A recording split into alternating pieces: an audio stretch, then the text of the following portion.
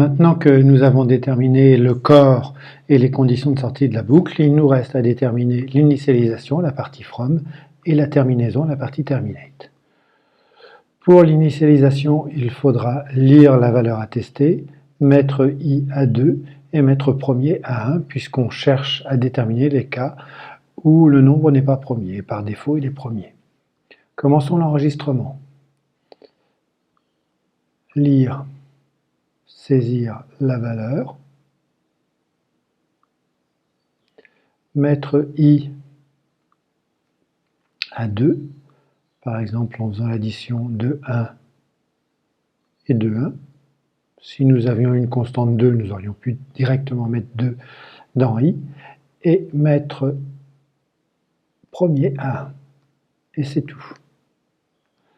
Pour la terminaison, nous nous contenterons d'afficher la valeur contenue dans le premier. Et c'est terminé, le programme est complet. Nous allons pouvoir le tester en lançant la macro nb premier. Nous donnons une valeur, par exemple 121. La valeur est 0, ça veut dire que 121 n'est pas premier.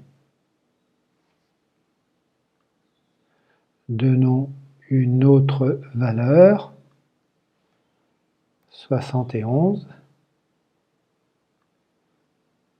La valeur de premier est 1, 71 est un nombre premier. C'en est terminé pour le programme qui détermine si un nombre est premier ou pas.